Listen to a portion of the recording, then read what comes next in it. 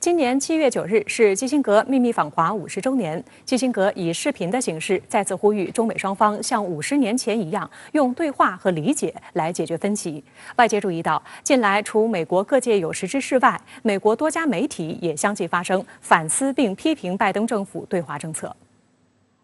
周五，纪念基辛格秘密访华50周年活动在北京举行，中美代表等100余人现场参加活动，200多位美方各界人士通过视频连线的方式参加活动。国家副主席王岐山致辞时指出，当前中美关系正处在关键时刻，双方要按照两国元首除夕通话精神，坚守原则，相互尊重，求同存异，尊重彼此主权、安全、发展利益，通过对话协商妥善处理分歧摩擦，平衡解决彼此关切。着眼新形势新变化，不断拓展共同利益，持续加强人文交流，夯实两国民心基础。美国最大的挑战不是中国，而在美国自身。美对华战略要避免形成误导、误判之间的恶性循环。它内部的问题现在最大的一个就是整个社会的撕裂，除了这个两党之间的这个对立以外，这个族群之间的这个撕裂也非常的严重。此外的，它的经济也出现了一些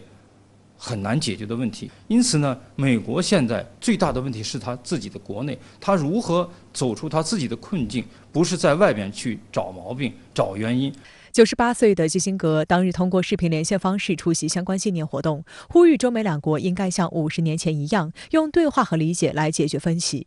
两国的对抗只会导致世界的分裂。基辛格指出，今天的中美关系甚至比1971年更为关键。That the importance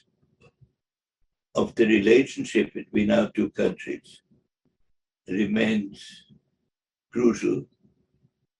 and as in fact is more important even than in 1971. Conflict between the United States and China, it will divide the whole world.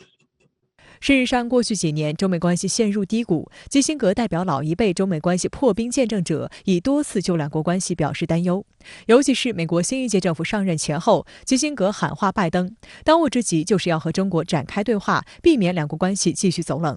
今年3月27号，基辛格在参加一场线上活动时表示，随着各国科技和军事实力的提升，现在的武器装备比以往有了巨大提升。如果美国及其盟友不能与中俄等其他新兴大国达成一致，世界将面临难以想象的灾难。当时中美两国没有外交关系，意识形态对立也是非常的严重，但是尽管在那样一个糟糕的情况下，两国还能够改善关系。那么最主要的一个原因就是说，中美两国找到了合作的点、合作的领域。因为中美作为两个大国，在世界上很多事务中是起得很重要的作用的，双方之间肯定是存在需要合作的领域，这些合作的领域就是中美关系的共同点。除基辛格外，民主党资深联邦参议员桑德斯也表达了对中美关系前景的担忧。近期，他在美国外交事务杂志上发表长文，华盛顿危险的对华新共识，不要开启另一场冷战，呼吁拜登政府停止发起新冷战。桑德斯认为，当前拜登政府正迅速滑向鹰派极端，这种零和的经济和军事斗争是非常危险的。近日，美国40多个进步主义团体向拜登和国会议员发出联名信，信中对拜登政府向中国发起的新冷战感到担忧，并直言此举正在毁灭世界。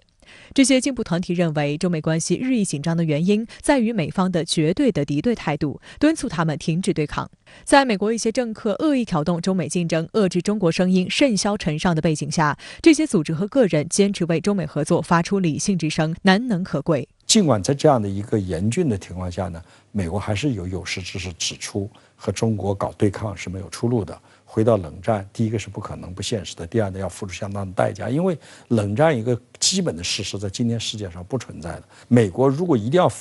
搞冷战，首先自己要付出巨大的代价来拉帮结派，还不一定成功，这是第一点。第二点，中国毕竟不管从各方面来说都不是当年的苏联，经济上是强大的，自己内部是稳定的，在世界上呢也是拥有很大的影响力和话语权的。此外，包括美国在内的西方媒体也越来越多关注中美关系，并发表多篇反思、批评拜登政府对华政策的理性文章。华盛顿邮报发表题为《拜登的新常态正不祥地导向冷战复活》文章。文章指出，旧的冷战宣传正在复活，强大的军工安全利益重新变得重要，五角大楼正准备新的军事部署。文章警告，回到冷战时代的代价是巨大的。英国卫报的文章，美国最大的危险不是中国，指出不要过度妖魔化中国，以致刺激自身再次出现新的偏执，进一步扭曲优先事项，鼓励本土主义和仇外心理。美国未来的繁荣和安全所倚仗的是更为重要的教育、基础设施和基础研究。有分析指出，在美国共和民主两党在对华议题上出现合流，拜登政府将中美关系叙事框定为制度之争的情况下，中美关系正面临着严峻挑战，而这无疑将给中美在一些全球性问题上的合作造成负面影响。眼看一些美国政客猛踩油门，将中美关系推向危险的悬崖，越来越多人开始突破地缘政治斗争的狭隘藩篱，站出来发声。美国政府是时候倾听这样的理性之声了。从多大程度上能够影响到今天的美国政府的对华政策呢？我看呢，还是我们要抱一个比较客观的态度。拜登为了推行他的政策，于在国内能够赢得2022年的这个国会大选，以及到期中大选呢，他可能不得不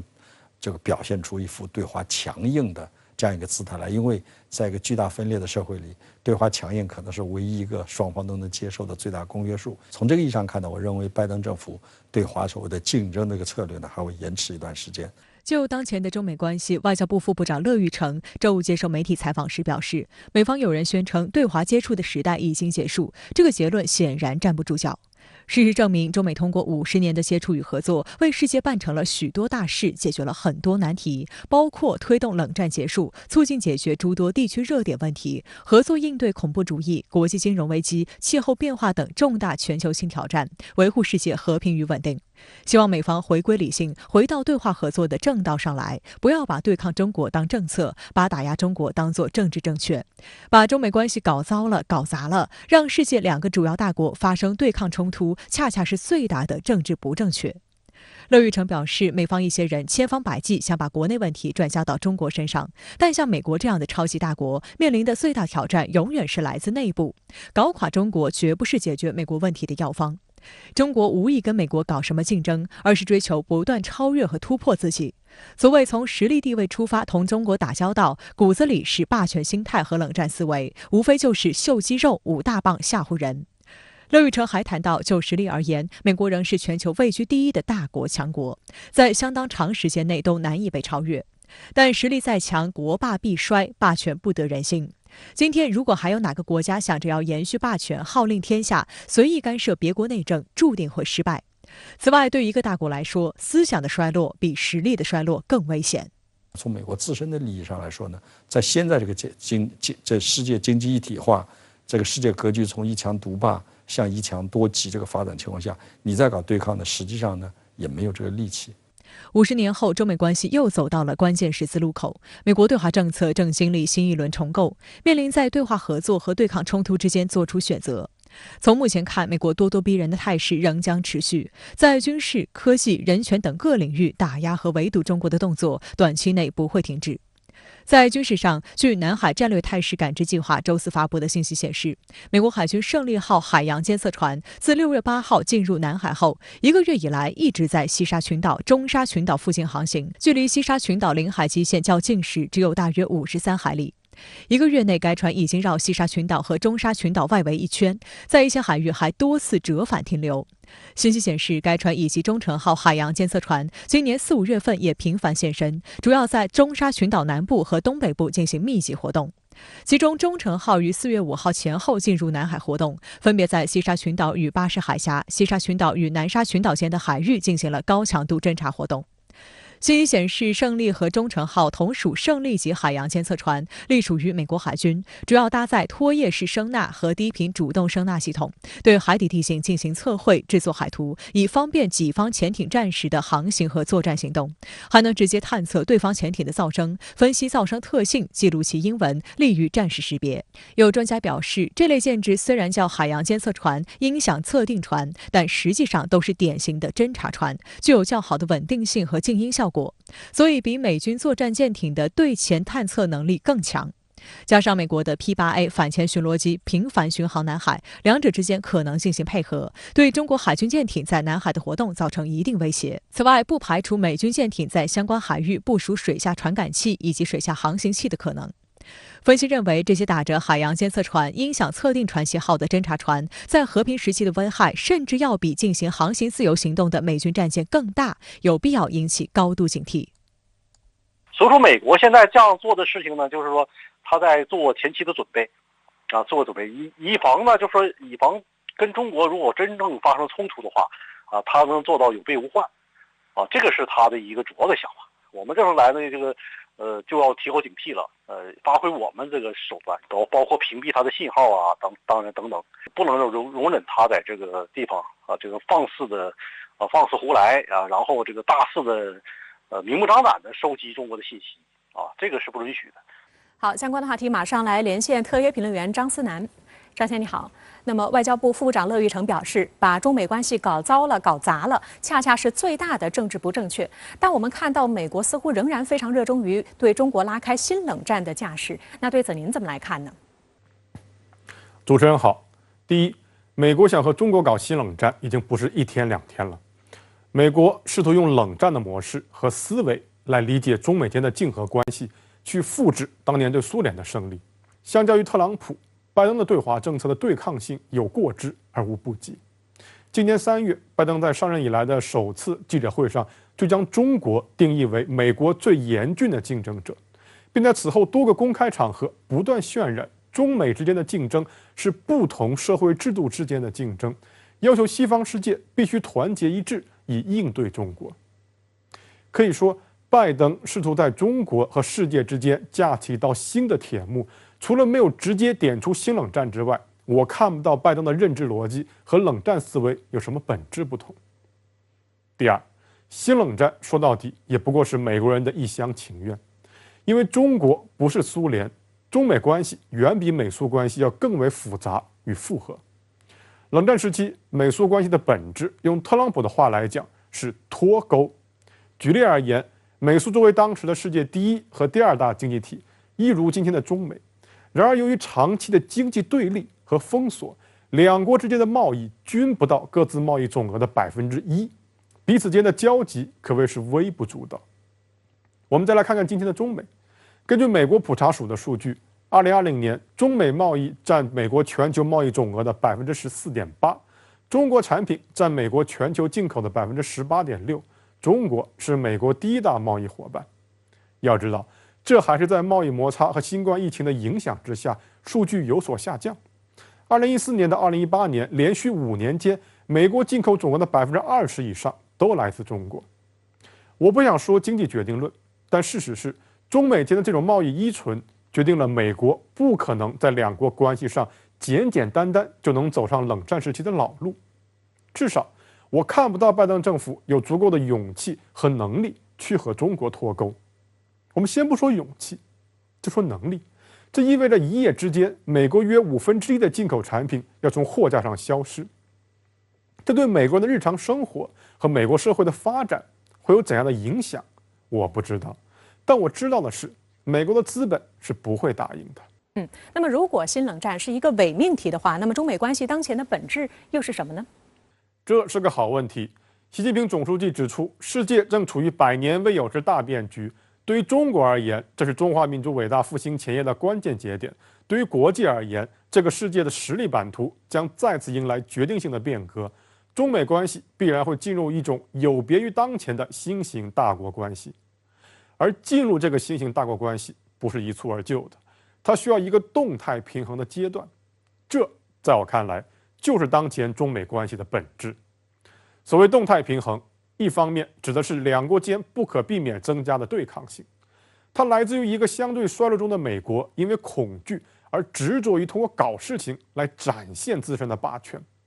与此同时呢，它也来自于一个崛起中的中国，因为自信而展现出捍卫自身利益和尊严的勇气和决心。我们可以预见到，在未来的一段时间，中美会有更多安克雷奇对话那样激烈的交锋。但吵归吵，并不影响我们与美国之间的沟通与合作。中国呼吁合作，但中国不会刻意回避竞争，这反映的就是习近平总书记所言的平视外交。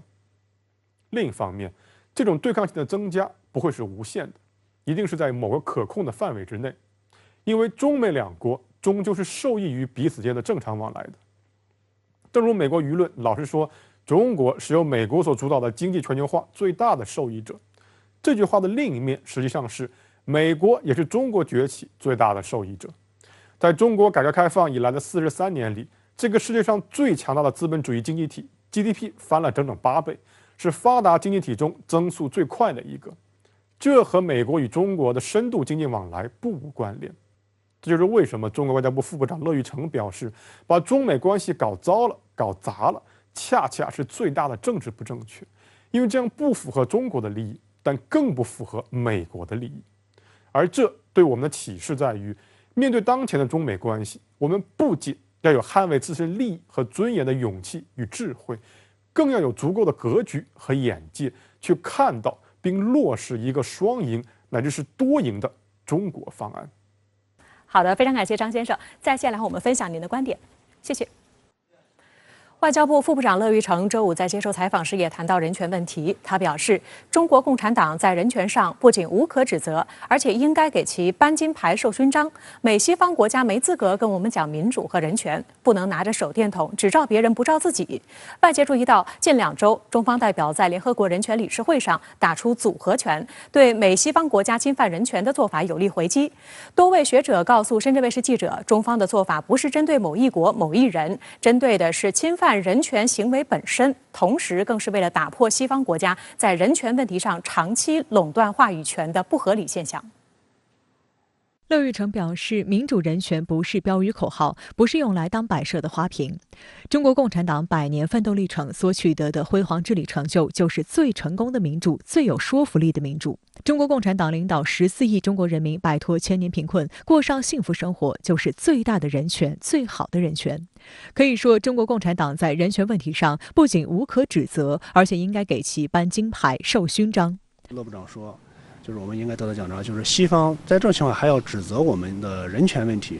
可以说是完全是睁眼说瞎话，或者说是罔顾事实，然后颠倒黑白。因此呢，我们中国完全不能接受这样的指责，或甚至可以说这样的污蔑行为。谈到美西方国家对于中国有关人权领域的无端指摘时，乐玉成表示，美西方国家没有资格跟我们讲民主和人权，他们本身人权记录劣迹斑斑。历史上，他们对土著居民搞种族灭绝，对少数族裔搞歧视迫害。时至今日，美国的弗洛伊德们还不能呼吸，少数族裔饱受歧视，无家可归者流浪街头。这样的国家居然好意思以人权卫士、人权教师爷自居，对别国颐指气使、指手画脚，说穿了就是打着人权旗号行干涉他国内政之实。乐玉成说，美方一些人关心中国的人权，总给人一种黄鼠狼给鸡拜年的感觉。众所周知，美国政策既反华也反穆斯林。这些年，美国的炮弹几乎都落在了穆斯林的土地上。第一个颁禁牧令的就是美国。奇怪的是，美国却在为新疆地区过着幸福生活的中国穆斯林操人权的心，这不是很荒唐可笑吗？他们之所以这样做，并不是因为中国人权有问题，而是因为他们以人权为借口，将人权作为一个工具，用人权来对中国施压，然后来攻击中国，在抹黑中国。据中国常驻日内瓦代表团公众号消息，周五在联合国人权理事会第47届会议期间，中国与白俄罗斯、俄罗斯委内瑞拉在日内瓦共同举办西方人权缺乏国际监督和应对主题视频编会，揭露西方国家倡导所谓新自由主义和民主治理体系，实质是精英政治和金钱政治，政府根本不在乎人民权利。白俄罗斯、俄罗斯、委内瑞拉、伊朗、朝鲜、斯里兰卡等国使节发言表示，多边人权机构长期处于西方人权话语体系控制下，对西方人权问题视而不见，纵容助长了西方国家对发展中国家指手画脚的傲慢心态。西方国家将人权作为自己的专利，明显违背世界人权宣言所载普遍性原则，是殖民主义思想沉渣余孽，只会给全球人权治理带来恶果。深圳卫视记者注意到，此次中方代表在联合国人权理事会上的发言，是近2周多的时间里，中国代表打出组合拳的又一次有力出击。中国代表团在本届人权理事会会议上的各类发言及活动不下10余次，矛头主要对准五眼联盟中的美国、英国、加拿大、澳大利亚，痛批他们在移民问题、强迫劳动、贩卖人口、战争罪行等问题上不光彩的一面。俗话说来而不往非礼也，就是现在在这种情况下，我们中国作为一个大国，我们不但要把我们自己的人权问题解决好，而且更重要的是，我们要为世界人权事业做出我们应有的贡献。其中呢，应有之义就是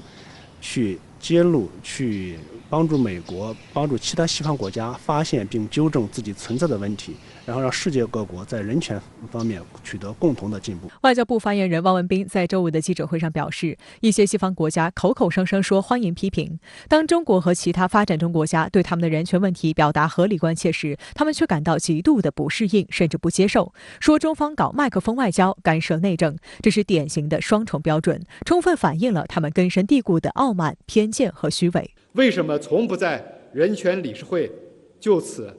公开批评他们的伙伴？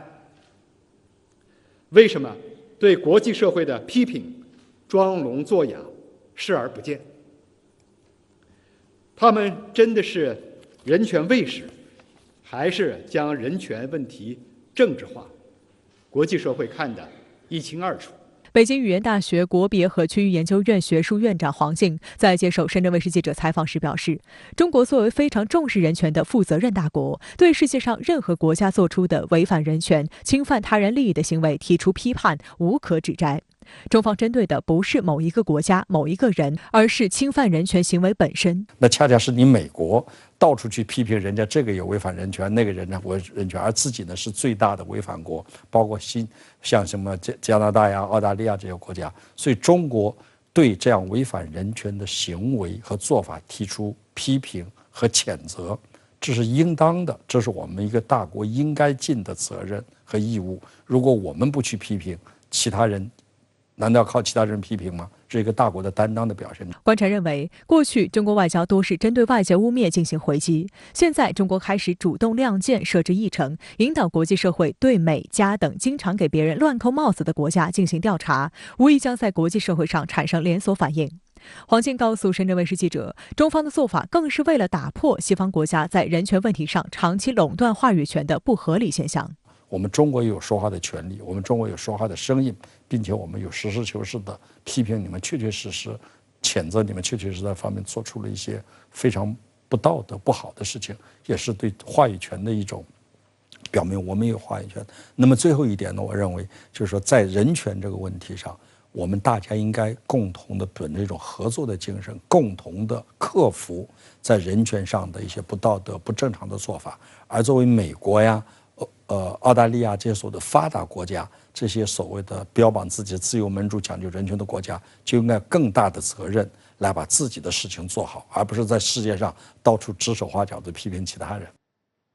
面对持续严峻的疫情，周四台防疫部门第4次延长3级警戒至本月26号，并对部分消费民生产业进行有条件的微解封。然而，这项政策一经出台，立刻引发岛内各方诟病，认为太不专业。与此同时，民进党当局针对疫情还在大搞政治操弄。台湾方面陆委会近日发表报告，所谓的报告误称大陆利用疫情操作统战，让台湾面临政治疫情与病毒疫情双重压力。对此，国台办发言人朱凤莲周五回应表示，有关言论完全是罔顾事实、颠倒黑白。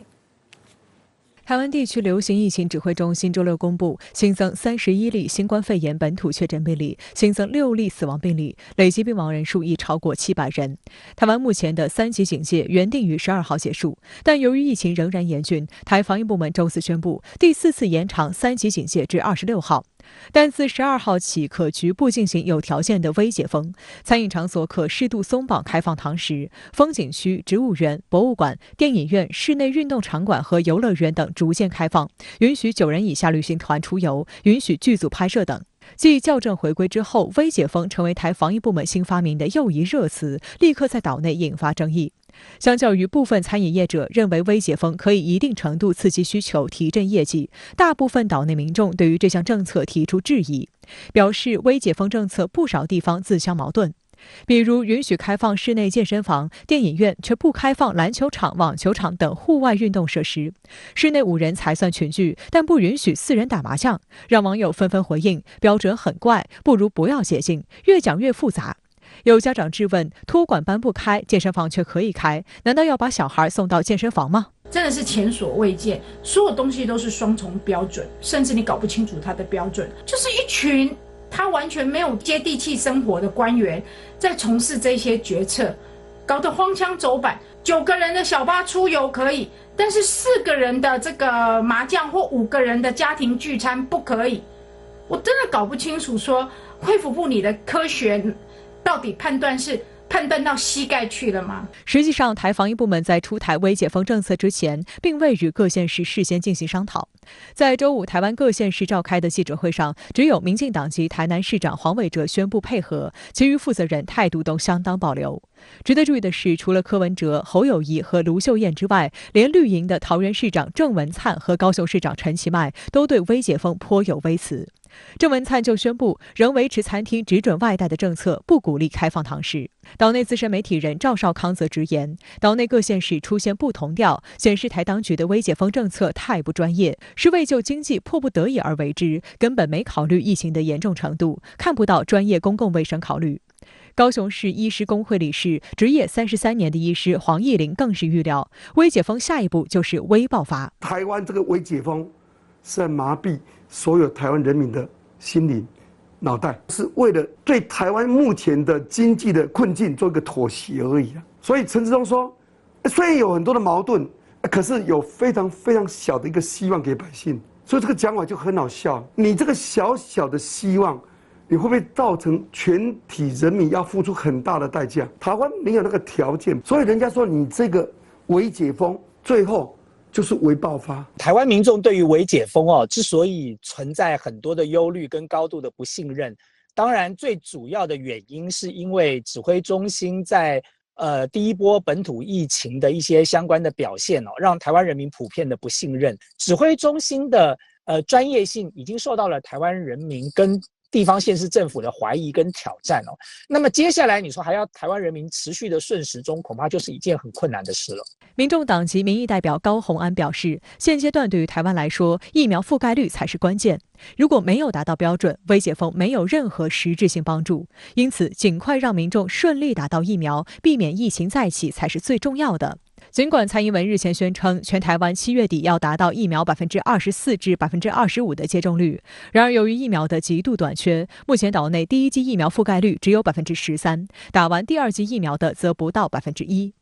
面对岛内疫苗荒，蔡当局政治挂帅，频繁拒绝来自大陆的好意。近日，台湾方面陆委会更是发布所谓报告，污称大陆利用疫情操作统战，让台面临政治疫情与病毒疫情双重压力。对此，国台办发言人朱凤莲周五驳斥陆委会有关言论完全是罔顾事实、颠倒黑白。朱凤莲表示，事实证明，让台湾陷入疫苗荒的恰恰是民进党当局，利用病毒疫情操弄政治疫情的也是民进党当局，造成迄今近14000人染病、700多人病亡的祸首更是民进党当局。天作孽犹可为，自作孽不可活。奉劝民进党当局，靠行骗掩饰不了自己的无德失能，靠甩锅大陆欺骗不了岛内民众，还是老老实实的面对自身的种种卑劣行径给人民生命健康带来的伤害，以向广大台湾民众谢罪。面对来自大陆的善意帮助，台当局断然拒绝，令不少岛内民众失望。为保安全，越来越多的台湾人主动选择来到大陆接种疫苗。周四下午，国民党前主席洪秀柱在社交媒体发布视频，回应了自己在浙江接种第1针新冠疫苗一事。在大陆刚刚隔离满2个礼拜，而且今天早上刚刚打了科兴疫苗第1剂。其实从去年我就有感觉到大陆的防疫措施是非常的严谨，所以可见大陆的防疫成功了，不是没有道理，就是严谨，就是严格，就是滴水不漏。此前曾说迫不及待要打祖国的疫苗的台湾大学哲学系教授苑举正，周三也发布视频更新动态，表示自己已经结束隔离，打完疫苗。疫苗打了以后呢，只有1个副作用，太爱显摆了，太爱炫耀了，太高兴了，逢人就说中国疫苗好得不得了，没有任何的身体上的不舒服之外啊，感觉上特别骄傲。当越来越多的台湾民众最后去寻求中国大陆制的疫苗，当然某种程度也重重的打了一个民进党的耳光啊，让民进党了解说，在这个生死关头的时候，如果你还是用意识形态挂帅，你认为随便操作一些方法就可以抹红任何一个药品跟疫苗，在这个时代是做不到的。民众对大陆疫苗的呼声，台当局选择性忽视的同时，却对日本捐献的阿斯利康疫苗感恩戴德。值得注意的是，根据台当局最新公布的统计数据，岛内已有超过340人在接种阿斯利康疫苗后猝死。为完成蔡英文的催打令，台当局不但没给民众一个合理的交代，反而在周五继续引进没有世卫组织认证的62.6万剂泰国产阿斯利康疫苗。国民党方面痛批台湾人民迟早要被台当局的政治防疫害死。当初民进党当局找借口说 BNT 疫苗要所谓从原厂购买，但抵台的阿斯利康疫苗却没有一剂是原厂，只是赤裸裸的双标和草菅人命。在缺乏安全有效疫苗的情况下，为了实现所谓疫苗接种效益最大化，台防疫部门又新生一计，上月底宣布开放疫苗残剂施打。目前岛内除医护人员、年长者等符合接种条件者之外，绝大多数轻中壮年民众只能望苗兴叹。因此，开放疫苗残剂施打消息传出后，全台各医疗院所电话被打爆。花莲县3号开放莫德纳残剂预约，因名额有限，民众熬夜排队，甚至为抢名额跑100米摔倒，引发各界哗然。然而，兼任民进党主席蔡英文的特别助理洪耀南近日却在社交媒体上调侃，可以把残剂改称永春疫苗，也就是闽南语中的用剩的疫苗。对此，无党籍民意代表高金素梅周五痛批，台湾最丑陋的人就是洪耀南。洪耀南的言论也遭到各方炮轰，民进党人的笑话竟建立在他人的痛苦上，堪称全世界最丢脸。其实这种影片看起来很令人心酸，你知道吗？疫苗已经不够的状态下，你知道吗？去讲这种话，我想这是不宜的。继美国彭博社报道，台湾在全球防疫韧性排名中惨跌之后，多家外媒日前也指出台湾防疫不及格。英国经济学人通过追踪运输及旅游、休闲娱乐、商业活动3大领域在疫情前后的变化，发布针对全球50大经济体正常状态指数排名，台湾排在倒数第2，仅高于马来西亚。此外，日本日经亚洲周3也发布最新新冠疫情复苏指数，在全球120多个国家和地区评比中，台湾仅排在第83名。好的，马上来连线特约评论员刘和平。刘先生你好。那么，台湾方面陆委会负责人吴称，台湾疫情扩大给了中共操作疫情统战的机会，让台湾面临政治疫情与病毒疫情双重压力，企图营造台湾民众对政府的不信任感。那对此您怎么来解读呢？非常有意思。为了指控中国大陆，蔡英文当局居然创造出了政治疫情这个新名词。我觉得我们也没有必要回避与忌讳，因为这1年多以来，台湾岛内的防御抗疫还有疫苗，的确是跟两岸政治乃至中美日大国博弈与国际政治产生了剪不断理还乱的关系。而且无论是政治疫情还是疫情政治，蔡英文当局都不仅搞得最起劲，而且这还是他们主动挑起来的。我相信大家都可以看到，在今年5月份，也就是台湾第2波疫情来袭之前，蔡英文当局在做什么？第一，他们在利用西方国家疫情失控的机会，对外捐助打着台湾 logo 的口罩，以扩大台湾在国际上的所谓影响力。第二，他们在利用台湾防御抗疫展示成功的经验，把台湾塑造成民主世界抗疫成功的典范，并宣称台湾的制度比大陆优越。第三，他们想要以向世界介绍台湾成功经验为名，谋求台独，鼓动台湾加入世界卫生组织。大家想一想，这不是疫情政治又是什么？当然，更为值得关注的还是日本，他们在对台湾操弄疫情政治上，居然一反常态的表现得比美国还要积极。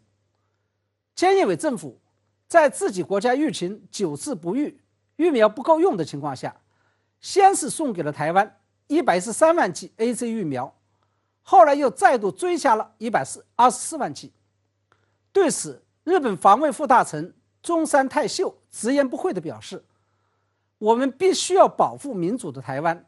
因为台日之间不仅是朋友，更是兄弟与家人。这不是在赤裸裸的跟中国大陆争夺台湾，尤其是争夺台湾的人心吗？与此同时，蔡英文当局则在不断的配合美日炒作这件事情，说什么中国大陆一直在阻止台湾获得疫苗，相反，美国与日本这是患难见真情，一直在捐赠台湾疫苗。从中我们可以看出，两岸以及中国大陆与美日之间的确围绕着台湾的防御抗疫而展开了一场舆论与政治上的攻防战。那我们看到，对于台陆委会负责人有关大陆阻止台湾获得疫苗的言论，国台办新闻发言人表示，这完全是在罔顾事实、颠倒黑白。那对此您又作何解读呢？我完全认同国台办新闻发言人的说法，因为让台湾获得疫苗，帮助台湾防御抗疫，其实就是在守护台湾同胞的健康与生命安全。这里面既是天道，也是人道。中国有句俗话叫天视自我民视，天听自我民听。天道与人道的背后其实就是人心，或者说是民心。而民心向背，或者说是争取岛内的民心，这是中国大陆解决台湾问题的终极出路，甚至也是唯一的出路。可以说，只要民心问题解决了，台湾问题也就不存在了。所以最近10几20年以来，中国大陆出台那么多的惠台措施，归根结底都是为了争取岛内的民心。同时，争取民心又是争取台湾同胞的国家认同的基础与前提。